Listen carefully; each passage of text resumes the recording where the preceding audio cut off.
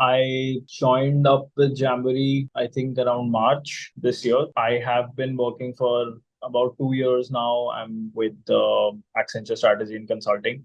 Um, and I have an undergrad in engineering from BITS Pilani. So with that background, I want to pursue further within the field of strategy consulting. So thought MBA is like a good option. I didn't want to give CAT. So GMAT it was. And heard about Jamboree from a cousin. So he said these guys are probably one of the top folks to talk to. Did reach out.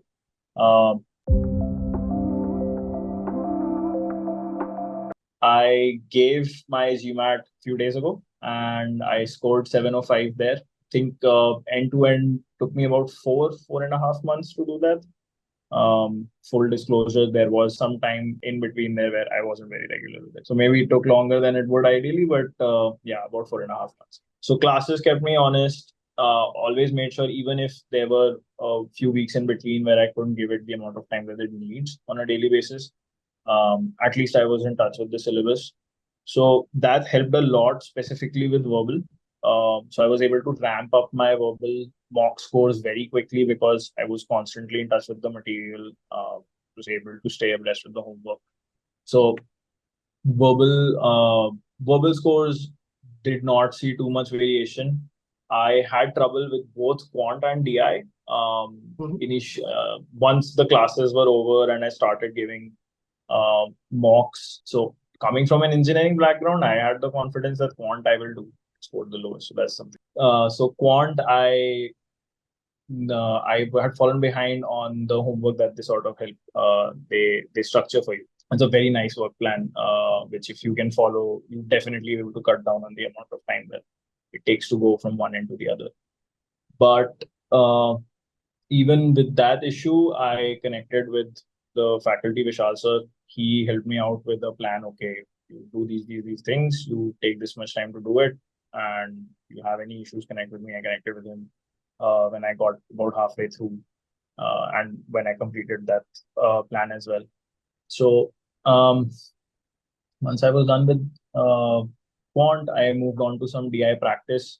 So I only had two sources of practice, material provided by Jamboree and the official mock exams. That's it.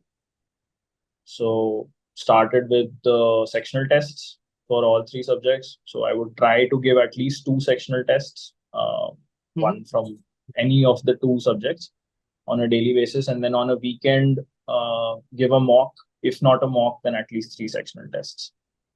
So I went ahead with that approach. In my mind, obviously minimizing errors, and it's already timed. So what I would do is after every sectional test, I would build out an error log.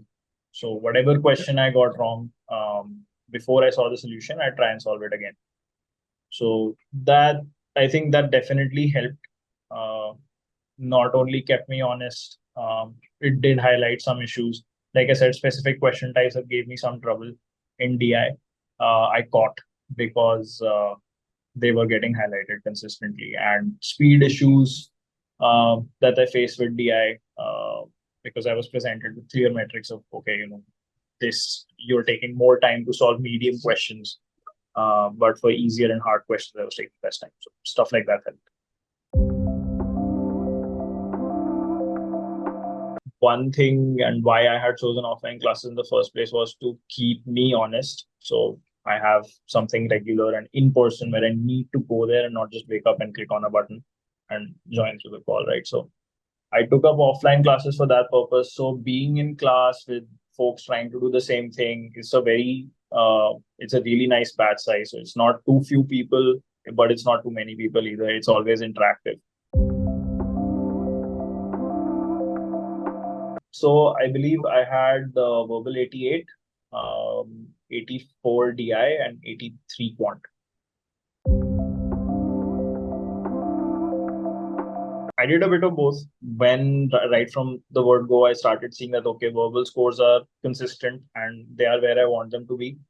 I didn't stop with verbal. I made sure that, okay, I'm still giving enough verbal tests, sectional tests, and if I need to touch base with the material from the books, then I'm doing that.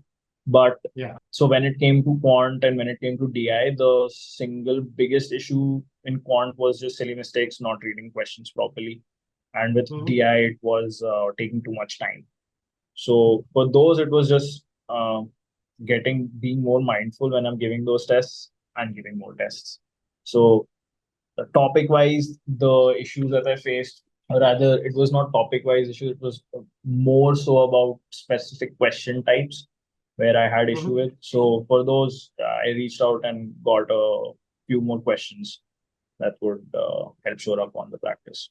So for the DI section, I think just because um, apart from one particular type of question is the data sufficiency, right? When it comes to the graph based or multi-source reasoning, there were a lot of reading involved. And when I started off with the sectional tests initially, I wasn't paying enough attention to the timer. I thought 2.5 minutes is a lot. It's not.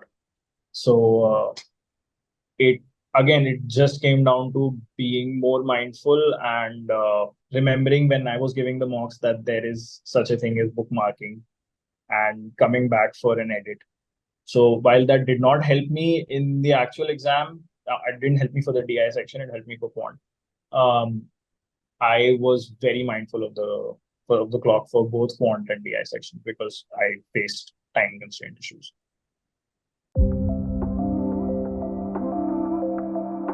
They give you a structured plan for each class. You get what homework you're supposed to do, which will not most likely it'll get brought up in the next class. So being regular with that is like the best thing you can do for yourself. It will significantly reduce the amount of effort after class you will need to, the amount of grind you need to do to get back into the groove, and you can get into the testing faster. The other thing I will say is that some sectional tests or some even entire mocks will go badly. There's nothing to do about I scored like 635 on the second full length mock I gave from Jamboree. So don't stop there.